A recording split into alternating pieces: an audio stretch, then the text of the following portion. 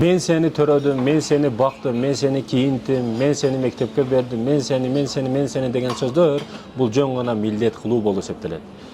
Бул урматтуу мекендешим, балалуу болдуңузбу, кааласаң, каалабасаң тарбия кылыш, багыш, кийиндириш сени милдетиң болуп эсептелет. Бүгүнкү ата-энелерге таң каламын, булар килограммага, ростуга иштеп атат, бирок тарбиясын иштебей атат да. Телефонду берип коет, не болсоң ошо бол деп бир жерге камап коюп атат да. Бүгүнкү жаштарыбызды, балдарыбызды телефон тарбиялап атат. Мекендешим, качан сиздин балаңыз телефондон тарбия алса, эртең балаңызды китеп окуган бала тарбия кылып калат. Башкарып калат. Мындайча айтканда, башкарылуучу баланы тарбиялап аткан болосуз. Ошондуктан, урматтуу ата-энелер, балдарыңызга маани бериңиздер. Балдарыңыз неменен алек? Ак жол балаңыз болсо, ак жол каякта жүрөт? Түнү ким менен жүрөт? Эмне кылып жүрөт? Неменен алек? Өтө ошого маани беришиңиз керек.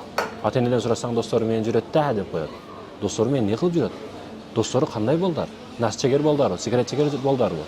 Айырмасы жок. Бүгүн электронный сигарет чыккан. Бул зыяндан көрө пайдасы көбүрөөк деген жаштардын понятиясы бар, түшүнүгү бар.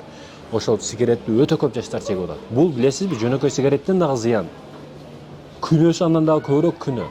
Арамдык андан дагы арамыраак ошол сигареттин. Бирок ошону малина ажыттанат экен, кулпун ажыттанат экен деп жаштарыбыз өтө көп кирип кетип атат. Байкасаңыз, школада, мектепте окугандардын көбүнө кызы да, баласы да барды чегип атат. Урматтуу мекендештерим, урматтуу ата-энелер, каяка карап атабыз? Балабыздан артык ким бар биз үчүн? Балабыз үчүн жашап атабыз го. Өзүбүз жетпеген нерсеге балабыз жетсин деп аракет кылып атабыз го. Бирок эмне үчүн негизги маселеси тарбия болсо, тарбиясына маани бербей атабыз? Бул маселеде дагы бир ирет отуруп алып ойлонуңуз. Атасы келет үйгө. Балам курсак токпу? Ток. Кийими жакшыбы? Жакшы. Мектепке барып келди. Бирок намазын окудубу деп сурабайт эч бир ата-эне. Куранын окудубу деп эч бир ата-эне сурабайт.